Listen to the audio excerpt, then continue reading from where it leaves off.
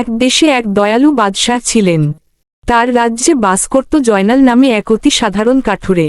সে খুব ন্যায়পরায়ণ ও সত্যবাদী ছিল। জয়নাল সারাদিন অনেক কষ্ট করে বনে কাঠ কাটত এবং তা বাজারে বিক্রি করে যা পেত তা দিয়েই তার সংসার চলাত। একদিন জয়নাল বনের ভেতর কাঠ কাটিতেছিল এবং সে একটি পুরনো মাটির কলসি খুঁজে পায়।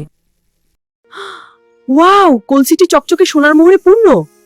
এই সম্পদ আমার নয়, এটি জমির মালিকের হক। তারপর জয়নাল কলসটি তুলল এবং জয়নাল কলসিটি নিয়ে সেই ব্যবসায়ীর কাছে গেল এবং পুরো ঘটনা জানাল। ব্যবসায়ী মনে মনে খুব ধূর্ত ছিল। কাঠুরে তো বোকা, একে আরো ঠকানো যাবে। আরে, আমার এই কলসিতে তো 100 কোটি সোনার মোহর আর একটি হীরের আংটি ছিল। তুমি মোহরগুলো দিয়েছে ঠিকই, কিন্তু আংটিটি কোথায়? হুজুর, আমি তো আইটি দেখিনি। আমি যা পেয়েছি সব আপনাকে দিয়ে দিয়েছি। চোর, তুই চোর। আমি তোকে বাদশাহ আমি চোর না। চুপ কর, চল বাদশার দরবারে। মহারাজ, এই কাঠুরে আমার জমি থেকে মোহর ভর্তি কলসি চুরি করেছে। তুমি কি বলো কাঠুরে? মহারাজ, আমি নির্দোষ। আমি যখন হাতে নাতে ধরলাম তখন সে কলসিটি ফেরত দিলেও ভেতরের দামি আংটিটা নিজের কাছে লুকিয়ে রেখেছে। আপনি কি নিশ্চিত যে আপনার কলসিতে 100 মোহর আর একটি আঁটি ছিল?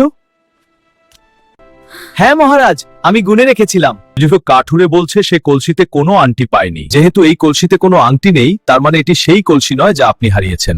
যেহেতু এটি জয়নাল কুড়িয়ে পেয়েছে, তাই আইন অনুযায়ী এই সম্পদ জয়নালেরই প্রাপ্য।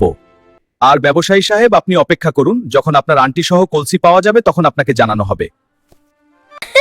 ধন্যবাদ রাজামশাই। যাও বৎস, সাবধানে নিয়ে যাও। হ্যাঁ রাজামশাই। তারপর জয়নাল খুব সুখে শান্তিতে জীবন যাপন করতে শুরু করলো।